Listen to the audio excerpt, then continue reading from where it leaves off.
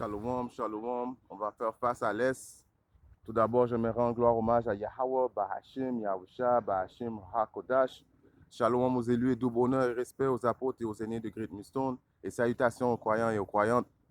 Ici, frère Amos et je suis back avec notre leçon inspirée de Yahbashim Yahshai. Comme à chaque semaine, nous revenons prophétiser la descente de nos ennemis qui sont les soi-disant dit hommes rouges, hommes blancs, et qui est Issa et les autres nations qui ont participé à notre captivité et d'annoncer très bientôt que Yahweh Shimashai vient transpercer le ciel et les mettre en esclavage et les détruire. La destruction va se faire premièrement par les 200 millions de bombes nucléaires qui vont s'attarder sur les États-Unis, en fait.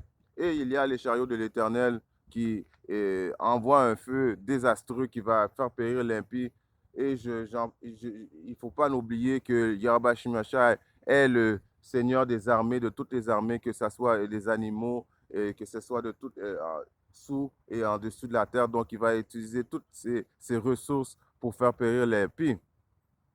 Alors aujourd'hui, j'aimerais parler de la soi-disant dit agence spatiale que l'ennemi et que Issa, le diable, a conçu pour éventuellement faire la guerre à Yahbashim Yahushai.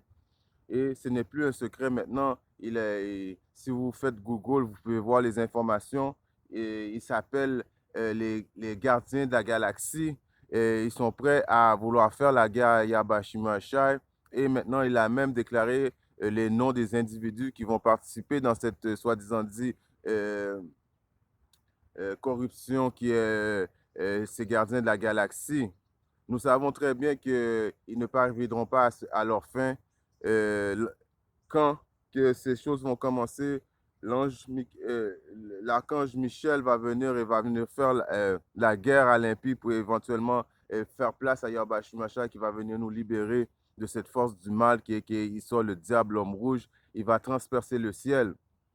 Alors, c'est des conversations que nous les optimistes élus, nous aimons avoir, contrairement aux conversations qu'on est obligé de passer par la semaine parce qu'on est obligé de travailler. Et puis, dans nos conversations régulières avec les soi-disant dit ceux qui n'ont pas la vérité, ça devient frustrant des fois d'entendre cette conversation. Et nous savons très bien que c'est des conversations qu'il faut avoir présentement, surtout dans le temps où ce qu'on vit. Juste à cause j'ai fait ce point-là, on va avoir 2 Pierre 2 et 7. Il est écrit, il délivra Lot le juste, accablé par la manière dont vivaient ces criminels débauchés. Alors, vous voyez, dans ce précepte-là, en anglais, c'est une traduction encore plus précise. La traduction française, des fois, elle est un peu so-so. Et en anglais, ils disent, we were vexed by the conversation of the wicked. Alors, comme que je vous dis, ces conversations-là, on ne peut pas vraiment les avoir avec le monde du monde à cause que eux, qu'est-ce qu'ils veulent entendre? C'est des idioties.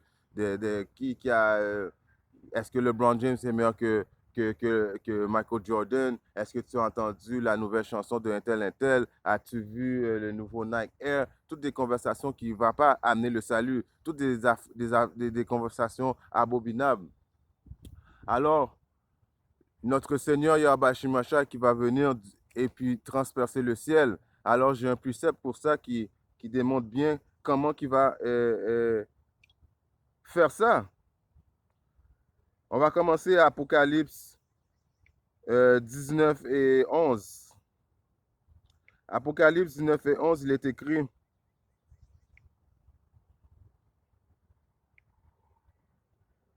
Et je vis le ciel ouvert, et voici un cheval blanc, et celui qui était assis sur lui était appelé fidèle et vrai, et avec droiture, il juge et fait la guerre.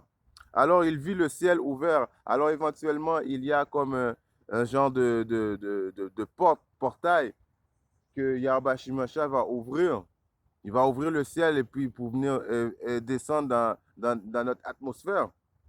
Alors, ce ciel, cette porte-là, si on regarde à Somme 24 et 7, à Somme 24 et 7, il est écrit, il est bien décrit en plus. Levez vos têtes. Alors, levez vos têtes quand que le Yahweh Shimshai va arriver. Ou vous, portail. Alors, portail, c'est quoi le mot portail? C'est une grosse porte que Yahweh Shimashai va utiliser pour venir transpercer le ciel et venir nous délivrer des forces du diable. Et soyez relevés, vous, portes éternelles, et que le roi de gloire entrera. Alors, c'est comme ça qu'il va rentrer, et il va transpercer le ciel, il va ouvrir les portes, et il va ouvrir les portes, et puis éventuellement venir descendre avec ses anges pour éventuellement faire la guerre à ces soi-disant dit les militaires, les gardiens de l'univers, comme ils s'appellent, les gardiens de la galaxie. C'est ça leur nom, les gardiens de la galaxie. Ils se sont même donné un nom en pensant qu'ils vont remporter cette soi-disant victoire. Ça a commencé avec Ronald Reagan, le premier à avoir parlé de ça, et éventuellement Trump a take over ce projet-là, et puis présentement, ils sont en train de finaliser ce projet-là. Je continue. Et voici un cheval blanc. Et c'est quoi le cheval? Le cheval représente une force et le blanc représente la pureté de Yahweh Shimashai. Alors il va venir sur des UFO. Contrairement à l'opinion publique, que ces choses-là n'existent pas, c'est bien écrit un cheval blanc et il y a plusieurs noms que dans la Bible on utilise pour décrire les UFO. Et cheval blanc est un synonyme de UFO. Juste pour faire ce point-là, on va aller voir, juste pour préciser le cheval blanc, on peut voir ça à Apocalypse 6, 2. Il est bien écrit Apocalypse 6 et 2. Et je vis, et voici un cheval blanc, et celui qui était assis dessus avait un arc et une couronne lui fut donnée. Il partit conquérant et pour conquérir. Alors c'est Yahweh Shimashai. Et contrairement à d'autres camps, j'ai vu dans une vidéo d'un autre camp qui dit que ce cheval blanc-là n'était pas Yahweh Shimashai, mais c'est bel et bien Yahweh Shimashai qui va être envoyé par Yahweh, qui est le nom du Père, Yahushua, qui est le nom du Fils, et le roi Kodash. Eux, ils disaient que non, c'était pas Yahweh Shimashai qui allait venir dans le cheval blanc. Alors, si ce n'est pas Yahweh Shimashai qui va venir nous libérer de l'impie, alors qui d'autre peut remplir ce rôle? Alors, il y a des fois, il faut faire attention quand on écoute d'autres camps et puis leur description des événements bibliques, car ils disent n'importe quoi. C'est pour ça qu'on dit constamment que le 100% vérité vient de JMS. Si on regarde maintenant qui est le fidèle et vrai, c'est encore écrit à Apocalypse 3,14. Apocalypse 3,14, il est bien écrit. Et à l'ange de l'église de la Odysséen, écrit ces choses, dit l'Amen, le fidèle et véritable témoin, c'est lui l'origine de la création de Yahweh. Alors le fidèle et vrai, c'est Yahweh Shimashai, il n'y en a pas d'autre. C'est juste pour encore rébuquer que l'autre camp avait dit que ce n'était pas Yahweh Shimashai qui allait venir. Alors qui d'autre? Il va venir faire quoi? Il va venir juger.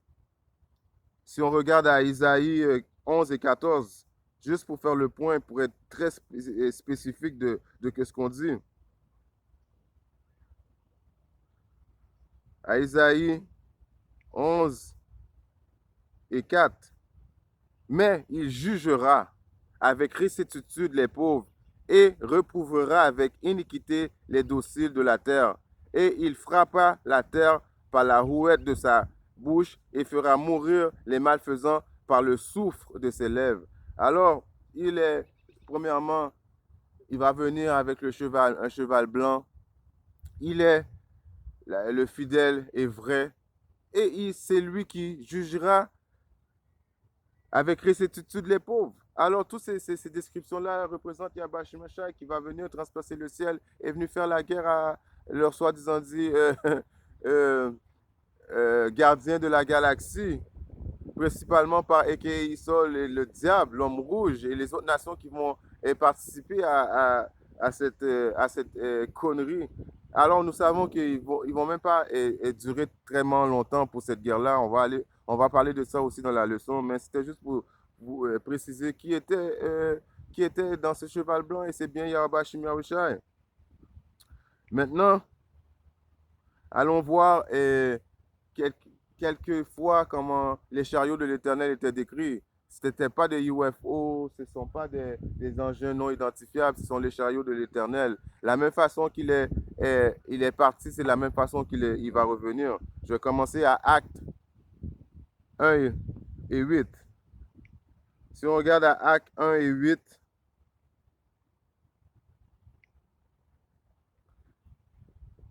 mais vous recevrez du pouvoir après que l'Esprit Saint sera venu sur vous, et vous serez mes témoins à la fois à Jérusalem et dans toute la Judée, et en Samarie et jusqu'aux endroits les plus reculés de la terre. Alors ça, c'est Yahuwah Shimasha qui donnait des instructions aux apôtres. Et après, qu'est-ce qui est arrivé? Et quand il eut dit ces choses, tandis qu'il regardait, il fut enlevé. Et un nuage le reçut hors de leur vue. Alors le nuage, ce n'est pas un nuage comme qu'on voit, c'est les soi-disant dit UFO. Ceux que les Babyloniens et qu'ils sont le diable sont très bien au courant. Ils sont tellement au courant qu'ils ont fait une agence spatiale pour essayer de lutter contre le Seigneur Yahweh Shemashai. Ils ne le disent pas à leur population, même à leur propre peuple. Alors tu vois qu'il s'en fout même de son propre peuple. Alors il va cacher ça jusqu'à la fin, jusqu'à temps que les chariots de l'Éternel viennent les brûler. Et quand il dit ces choses-là, tandis qu'il regardait, il fut enlevé et un nuage le reçut hors de la vue. Et tandis qu'il regardait fermement vers le ciel pendant qu'il montait, voici deux hommes se tinrent près d'eux en tenue blanche. Alors il y avait comme deux anges en tenue blanche qui venaient voir les apôtres, car ils étaient un peu sur le choc, un peu traumatisés. Lesquels aussi dirent, vous hommes de Galilée, pourquoi vous tenez-vous regardant fixement vers le ciel? Alors ils étaient comme perturbés, en train de voir dans le ciel comme choc, parce qu'ils ont vu que Yahweh Shimasha leur donnait des instructions, et d'une minute à l'autre, il fut enlevé par les chariots de l'Éternel. Ce même Yahweh, lequel est enlevé avec vous dans le ciel, viendra de la même manière que vous l'avez vu aller au ciel. Alors, la même façon que les apôtres ont vu Yahweh Shimashai s'en aller avec les chariots, c'est la même façon qu'il va revenir avec les chariots. Mais cette façon qu'il va venir, il ne va pas venir en paix, il va venir pour faire la guerre à l'impie. Il va venir avec une attitude de guerrier, contrairement comme qu'il était parti. Il est parti un peu humble, mais la façon qu'il va revenir, il va venir en tant que guerrier. Alors ils retournèrent à Jérusalem depuis le mont appelé Olivier, lequel est de Jérusalem à un chemin de sabbat. Et lorsqu'ils furent entrés, ils montèrent dans une chambre en haut. OK, that's it on that. C'était juste pour faire le point que la même manière que Yahweh Shimasha est monté et dans le ciel, c'est la même manière qu'il va revenir. Allons voir encore quelques aperçus du chariot de l'Éternel, qu'ils existent vraiment. Si on regarde à Zacharie 5 et 1,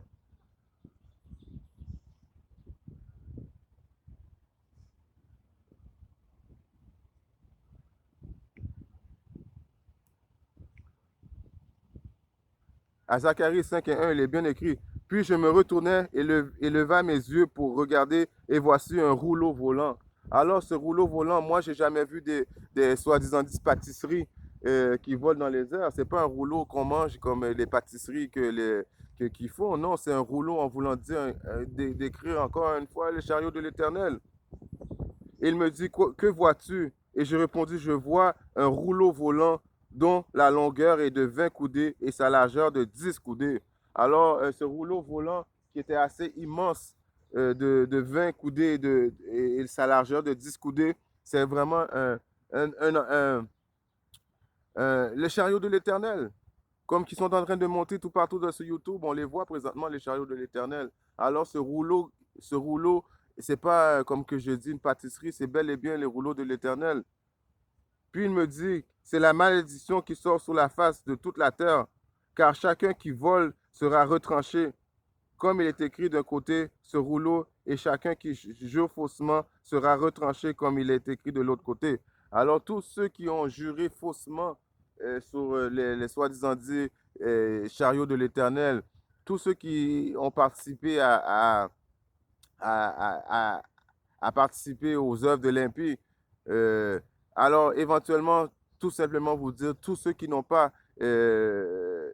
qui ne sont pas en dessous de Yahweh Shemashai, qui ne sont pas les élus de Yahweh Shemashai, ce rouleau-là va représenter destruction pour eux autres. Alors, that's it on that. Alors, vous voyez que les rouleaux de l'Éternel, les chariots de l'Éternel, c'est bel et bien vrai. C'est bel et bien vrai. J'ai eu une conversation avec un soi-disant dit, avant de commencer ma leçon, avec un soi-disant dit Idomite. Et il avait l'air à trouver ça drôle que les UFO existent. Mais éventuellement, il ne va pas trouver ça drôle que les UFO existent quand les chariots de l'Éternel ou bien il y a une bombe qui va être écrite sur son nom, ou bien les chariots de l'Éternel vont envoyer du feu. Car les chariots de l'Éternel vont envoyer du feu, un feu ardent, un feu très, très, très, très destructeur. Il est écrit dans les prophéties.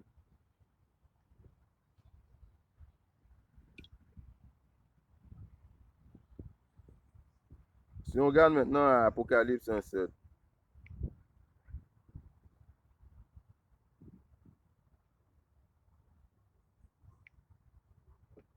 voici, il vient avec les nuages. Encore, vous voyez les nuages. Dans la Bible, ça ne va pas être écrit UFO, car les, les, les, les soi-disant dit prophètes qui avaient ces visions-là, qui ont écrit ces affaires-là, ils n'étaient pas habitués à les termes d'aujourd'hui. Alors, et puis la Bible, c'est un livre qui a beaucoup de paraboles laissées aux optimistes élus, les prophètes. Alors, si tu n'as pas les instructions adéquates pour comprendre les paroles de la Bible, tu ne comprendras jamais. Et pour avoir ces paroles de la Bible-là, il faut que Yahweh Shemashai ait été choisi avant même que la création de l'humanité soit faite. Car, comme il est écrit dans un verset, tu ne peux pas choisir Yahweh Shemashai, c'est lui qui t'a choisi.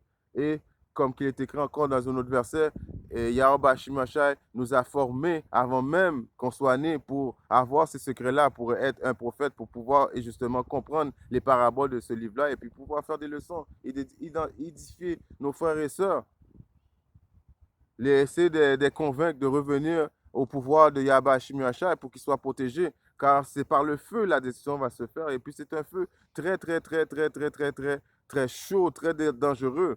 Alors nous craignons, nous avons peur et nous ne comprenons pas pourquoi que vous, les soi-disant dits 2 tiers ou bien quoi que ce soit, vous n'avez pas peur du pouvoir de Yahweh Shemashai. Car juste en lisant ça, moi j'ai une crainte. J'ai une crainte tellement grande qui me fait me lever pendant la nuit en train de demander pardon à Yahweh Shemashai, qui me fait lever quand je me lève pour venir identifier mes frères, qui me fait tellement peur, qui me force à étudier de davantage à davantage, car Yahweh Shemashai n'est pas un pouvoir à niaiser.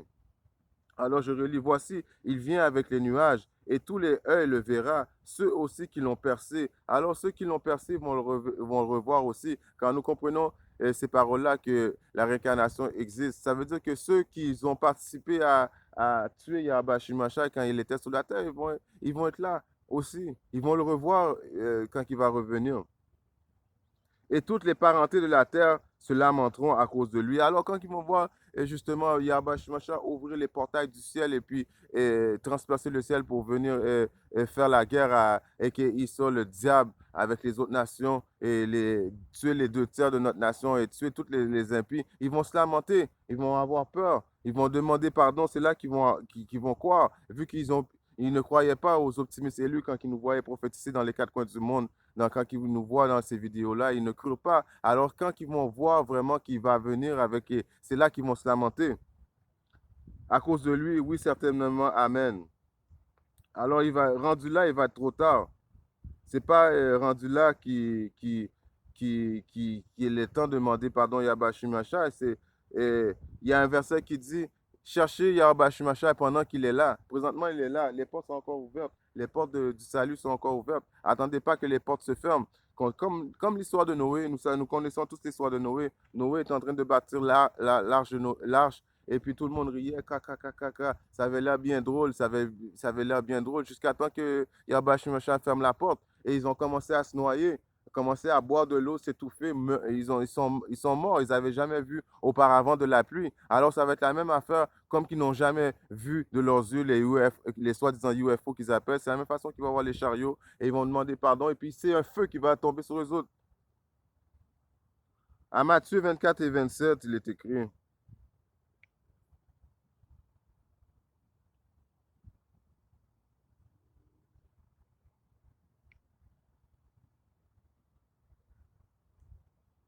Matthieu 24 et 27. Car comme l'éclair vient de l'est et brille même jusqu'à l'ouest, ainsi sera aussi la venue du Fils de l'homme. Alors, ça va être, il va venir vite comme un éclair. Chou, chou. Si vous pouvez voir, des fois, là, ils montrent des aperçus des UFO. Vous voyez à quelle vitesse qui vont. Et qu'ils sont le diable là, avec sa petite technologie de jet ou quoi que ce soit, F-116, whatever. Et c'est une technologie désuète. La technologie de Yahweh Shemeshai est année-lumière à l'avance de lui. Donc, les UFO vont venir d'une façon très, très, très vite. Car où que soit la carcasse, là s'assembleront les aigles. Les carcasses, ça représente ceux qui vont être sauvés. Tous ceux qui vont être sauvés représentent les cascades, les élus de Yahweh Shemeshai, et les ex représentent les anges de Yahweh Shemeshai. Alors, d'une vitesse incroyable, tout partout ce qui va avoir des carcasses et qui sont destinés au salut, il va avoir les chariots de l'Éternel près d'eux autres.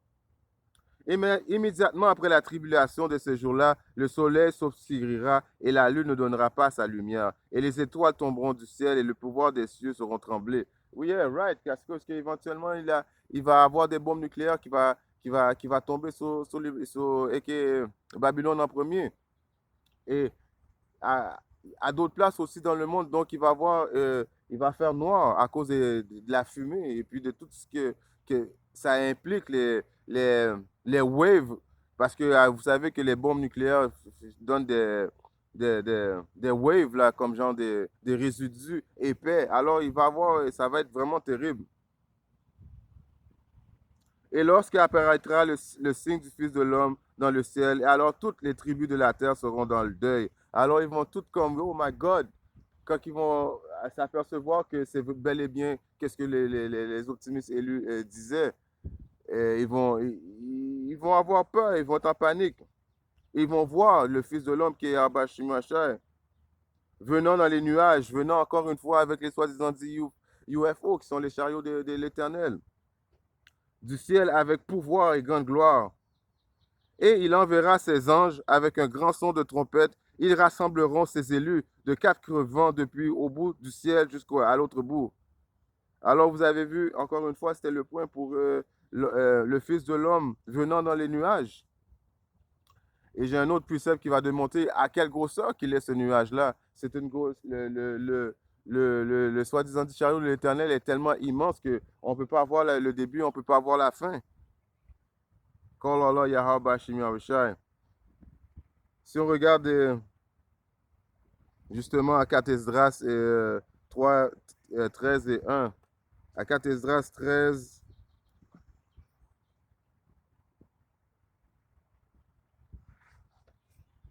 je commence.